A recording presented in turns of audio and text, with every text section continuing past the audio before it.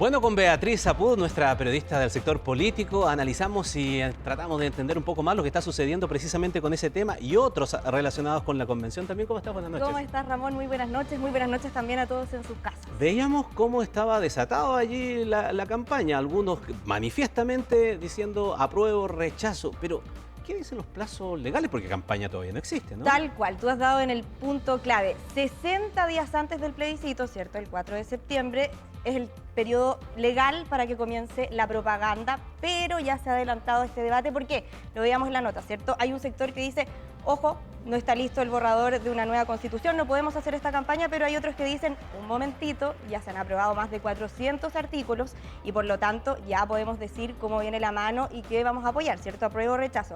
Y esto, Ramón, también ha dado pie para que se generen conversaciones y también estrategias de ambos sectores. Sí, ahí te quería preguntar porque llama la atención, o podría llamar la atención, que la oposición, en algunos que han sido bien críticos hasta aquí del trabajo, sí mantenga cierta distancia, de no relacionarse tanto tampoco con el rechazo, quizás por lo que sucedió en el plebiscito anterior. Exactamente, hay un relato, hay una estrategia también al interior de la oposición que se ha conversado bastante, de hecho lo veíamos, ¿cierto?, en las declaraciones de Iván Moreira, de no aparecer temporalmente, tan tempranamente, ligados, ¿cierto?, al rechazo. ¿Por qué? Dicen que los protagonistas en este minuto tienen que ser personas de la sociedad civil. ¿Por qué? Porque que aparezcan los políticos con el rechazo, dice, solo beneficia al apruebo. Pero además de eso, hay algunos que plantean, ¿cierto?, que debe ser un rechazo con un plan B.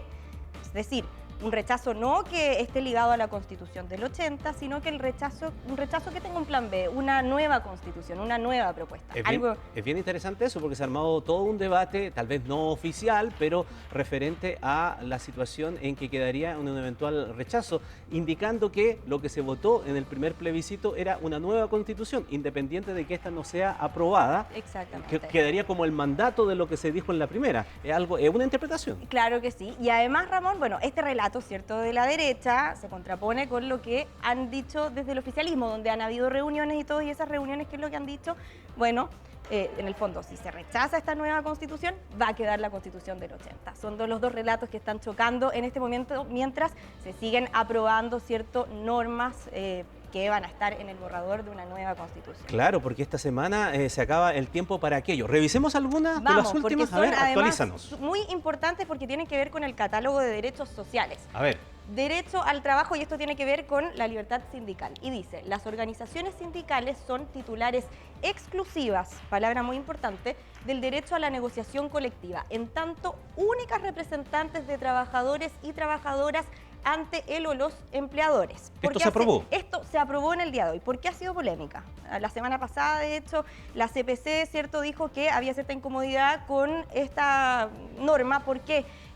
Porque no solamente permite que sean los sindicatos los que representen, ¿cierto?, las negociaciones, los diálogos entre la empresa y los trabajadores. Claro, esto viene de antes, sí, en el gobierno de Michelle Bachelet se presentó un proyecto de ley que se llamaba de titularidad sindical, que tuvo mucha polémica y que llegó incluso hasta el Tribunal Constitucional en su momento. ¿Para qué? Para darle la titularidad a los sindicatos y que no sean otros grupos los que tengan que negociar paralelamente y de esa manera debilitar a los sindicatos. Exactamente. Y esto ahora tiene un rango constitucional y además los deja entonces como los titulares exclusivos y los únicos representantes de los trabajadores. Ya, eso en cuanto al derecho al trabajo. Derecho a la salud también. Derecho a la salud, muy importante, y esto ha sido también muy debatido, ¿cierto?, en el último tiempo, Ramón. Pasemos a revisarlo y lo decimos por qué. El Sistema Nacional de Salud podrá estar integrado por prestadores públicos y privados. Esa palabra es fundamental. La ley determinará los requisitos y procedimientos para que prestadores privados puedan integrarse al Sistema Nacional de Salud. Era algo, Ramón, que había quedado pendiente. ¿Qué significa esto? Las clínicas tienen entonces un rol, podrían tener un rol, ¿cierto?, en este Sistema Nacional de Salud, que era algo que se había debatido, había generado polémica y era parte entonces de lo que hoy ya se aprobó. Una de las observaciones que se habían hecho durante las discusiones eran que en las clínicas privadas se atienden también el 40% de las personas que se atienden allí vienen de FONASA, por lo tanto, haberlas eliminado del sistema en su totalidad habría provocado un perjuicio difícil de poder resolver. Exactamente. ¿Y qué más? Vamos a la última lámina que tenemos acá, y esto, la seguridad social. Bueno, ya sabemos, ¿cierto?, que va a haber un sistema de seguridad Sí. social, perdón, público, ¿verdad?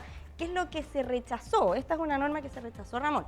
El sistema de seguridad social garantizará un sistema de pensiones que establezca prestaciones definidas. Nos vamos a ir con conceptos que son clave, oportunas y suficientes que den certeza respecto del monto recibido. ¿Por qué era polémica esta norma, Ramón? Porque al hablar de prestaciones definidas, algunos en la convención no les gustaba tanto, les generaba ruido y algunos expertos habían hablado de que esto significaba más bien un sistema de reparto.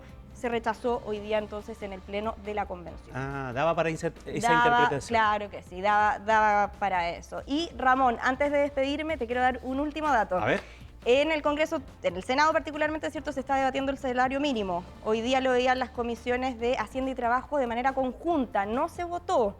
La oposición pide que el Ejecutivo aumente el subsidio a los pymes. La consideran muy poco, entonces va a seguir la tramitación. Esperaba aprobarlo de manera más rápida el gobierno, pero va a seguir su tramitación en caso de... Lo que buscan es que no se vaya a tercer trámite y que finalmente sea despachado por el Senado lo antes posible. Todas las noticias de la política hoy día también analizadas y explicadas así con Beatriz Apud. Gracias, Beatriz. Muy buenas noches. Chao, buenas noches.